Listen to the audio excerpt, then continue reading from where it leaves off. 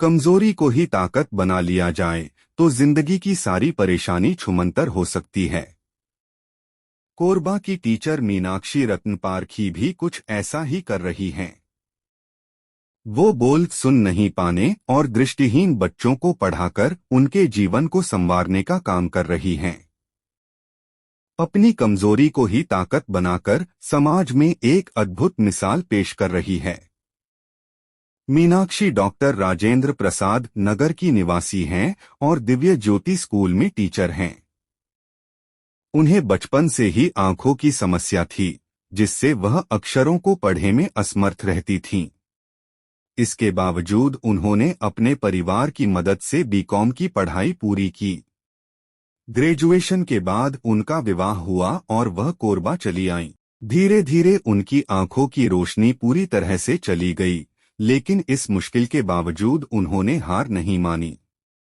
आंखों की रोशनी जाने के बाद मीनाक्षी को पता चला कि ब्रेल लिपि के माध्यम से दृष्टिहीन बच्चों को शिक्षा दी जाती है।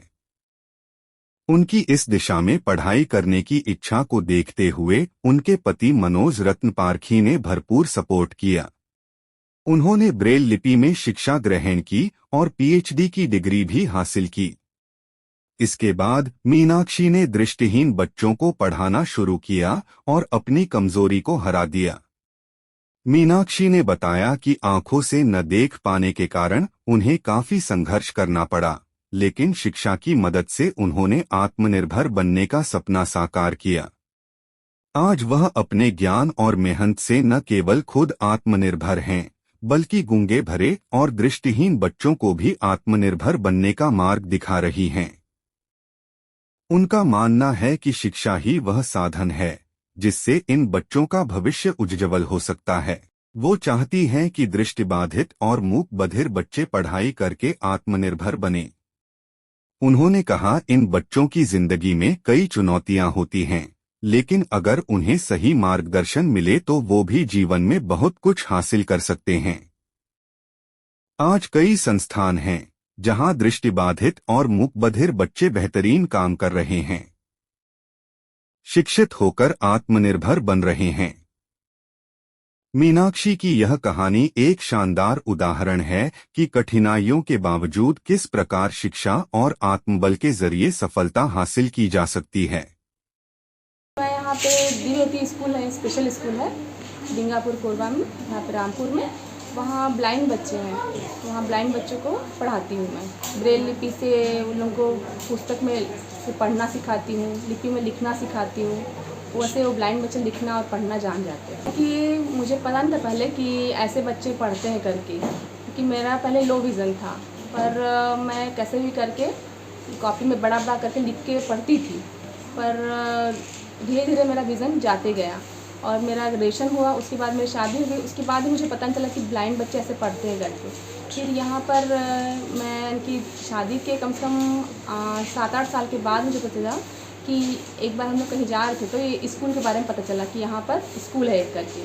फिर यहाँ पर स्कूल में आई। यहाँ पर आने के बाद मैंने यहीं से सीखा मैंने कि ब्रेल लिपि क्या होती करके, और ब्रेल लिपि में पढ़ना लिखना मैंने सीखा। इसी में मैंने स्पेशल में बीएड भी किया। बीएड करने के बाद कैसे बच्चों को पढ़ाना है ये सब मैंने टेक्निक सीखा यहाँ पे, और साथ ही कंप्यूटर कैसे करते हैं, कंप्यूटर कैसे ऑपरेट करते हैं ब्लाइंड लोग, वो भी मैंने सीखा। तो यहाँ पर बच्चों को पढ़ाने से मुझे ऐसा लगता है कि जैसे मेरा जैसे प्रॉब्लम है वैसे इन लोगों को कोई इनकी तकलीफ़ ना हो करके, और ये आगे जा कर के अपने पैरों पे खड़े हो जाएं।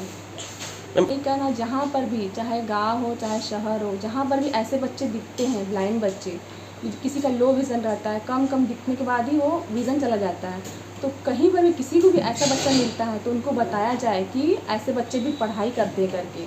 यहाँ स्कूल है कोरबा में, और भी बहुत जगह स्कूल है, स्पेशल ब्लाइंड बच्चों का स्कूल रहता है, वहाँ पर जाके वो पढ़े, ताकि आगे जा कर के, जैसे अभी ब्लाइंड की फील्ड में ब्लाइंड होने के बावजूद भी कहीं बैंक में जॉब कर रहे हैं, कहीं टीचर शिफ्ट में जॉब कर रहे हैं, रेलवे में जॉब कर रहे हैं ब्लाइंड लोग।